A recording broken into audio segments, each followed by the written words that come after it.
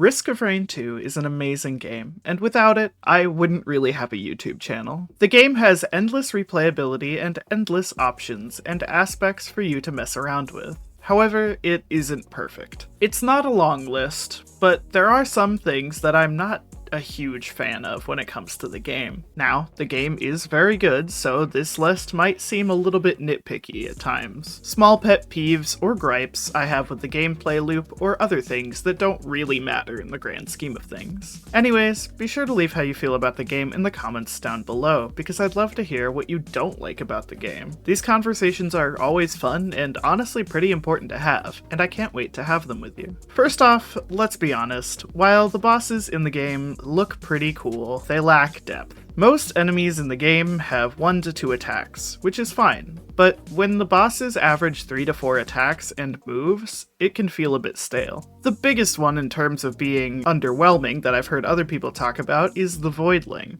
The Whilling has, let me count, 4 moves that it can use against you. 5 if you count the holdout zone of Void Fog in Stage 3. It's disappointing. I'm aware that things like animations, hitboxes, and other gaming jargon can hold the developers back in terms of enemy and boss fight depth. However, Mithrix has a similar count of only 7 moves, and his fight doesn't have this issue. Even though the first and third phases of the fight are pretty similar, they still feel different enough from each other. In the Voidling fight, the 3 phases are basically identical with the exception of the previously mentioned Void Fog holdout zone and the Black Hole attack, both of which don't really add that much to the fight at all anyways. It likely won't happen, as it was from a previous DLC, but I'd like to see an update to its moveset. Even if it were just a few different attacks or a movement ability where it goes across the arena or something would be so great, because right now, it's not.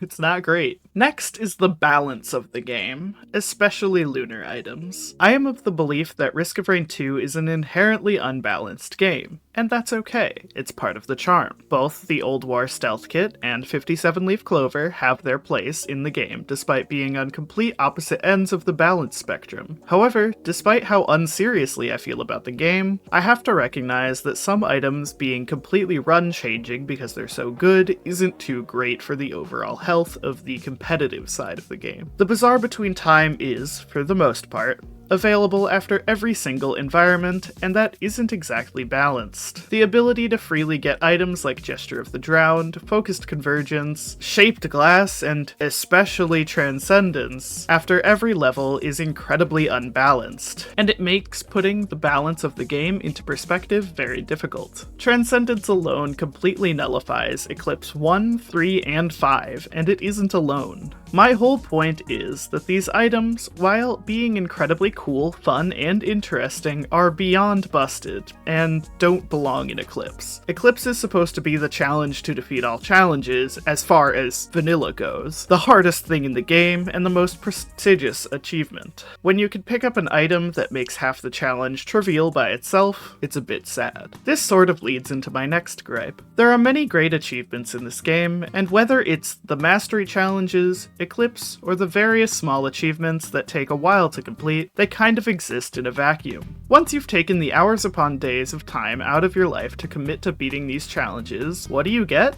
Nothing, really.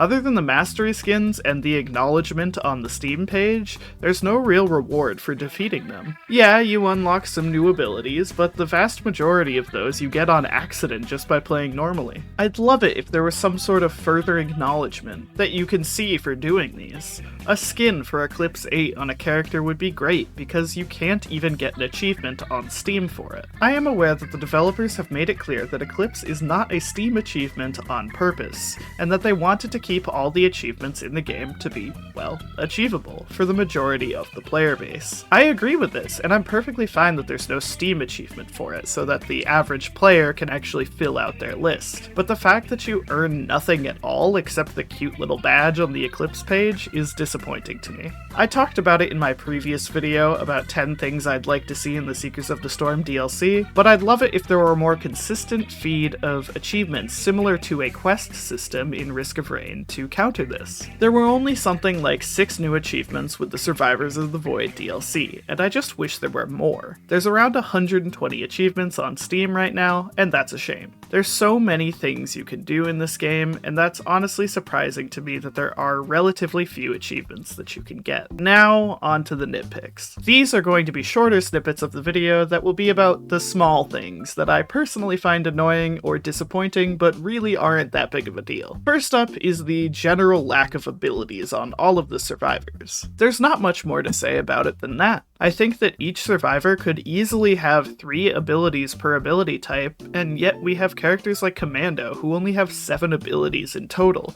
5 if you're normal and don't use the combat roll or fragmentation grenade. And it's a total shame. It wouldn't even be that hard, I think. A Commando primary attack alternative that has a slower attack speed and higher damage would be really easy to implement and really fun to mess around with. However, we don't have that, and it's just kind of lame. Skins are also lacking as well. Even if they were included as achievements, I feel like the quantity of them we have is pretty disappointing. Even if there were just 2 to 3 more recolors per character, I think that would be enough, but I just want more. It gets boring after the 800th game of staring at the same exact 2 character models with little variation between them. Going back to the unbalanced items topic from earlier, I also have an issue with the other half of the balance spectrum. There are a lot of nothing items. Items that are so bad that they aren't really ever worth keeping, and that would be better off as scrap. It's kind of unfortunate how lame a lot of the items are, as it feels like an estimate of 20% of the items are just bad. I suppose this makes sense, as there has to be items that are worse than others, but I feel like if we got a balance change here and there, it would be nice. I know this isn't really a live service game, at least not to the extent of other live service games, but it'd be nice to see a patch here and there. A meta shakeup of sorts that makes it so that the same 4 items weren't necessary and the same 40 items weren't rarely worth taking or something like that. It would be awesome. Another thing I'm not a huge fan of is some of the visual effects that appear on the screen. Brainstocks is the greatest offender, as even if you turn off the visual effects in the settings,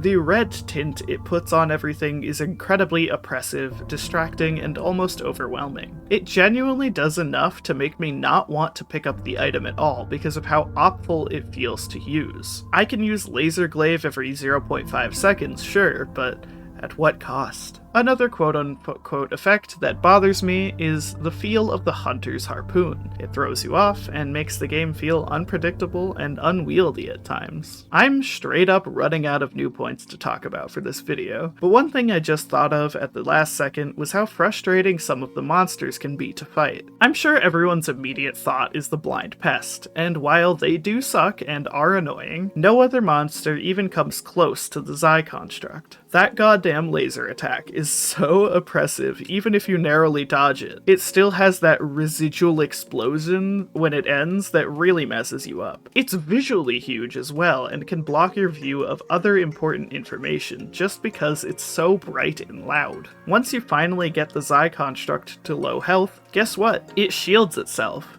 which is just a massive slowdown to the game overall and just isn't fun to play into. The last topic I am going to talk about in this video, and really the reason I decided to make it at all, is the community of Risk of Rain 2. The community of Risk of Rain 2 it's let me down a bit. Whether it be the elitism from those better at the game, or just the general toxicity that most gaming communities have, the Risk of Rain 2 community is far from perfect. I have been called stupid for taking a stance on the balance of the game, I've had simple item concepts berated for not being perfect, and I've even been called slurs at points, but that's not really part of the game. It's really a shame, and while I know that this is really more of a bad apple sort of situation, where the vocal minority is ruining it for the rest of us, it's still incredible to me how some people will be so high and mighty over a game where you kill the king of a planet as a jelly dog. It's disappointing how some people just feel so entitled to their skill in the game, and it kind of ruins it for newer or worse players. Don't even get me started on the conversations around if command should even be in the game. It should, obviously, what the hell? Or the godforsaken 5 minutes per stage argument that made my brain rot back in 2020. It makes sense that everyone has their own personal opinions on how they like to play the game, and that's valid, but it's so annoying when people try to devalue other players who play on easier difficulties or with cheats and crutches. Being an avid Overwatch player and a huge fan of Ruby, I'm no stranger to toxic communities, but that doesn't change the fact that we can be better. Just be nice to each other, man. All ways of playing the game are valid, and none of them deserve to be shut down because they're easy or whatever. Anyways, it's a rough place to leave it off, but that's where the video will be ending for now. I love Risk of Rain 2, but I have to recognize that the game isn't perfect. What are some things that bother you about the game? Let me know about those in the comments below. Other than that, do the liking and subscribing dance all over the subscribe button like the weird little freak you are, and thanks for watching again. Thank you to our members that help enable me to be able to get these videos out on time, and bye-bye.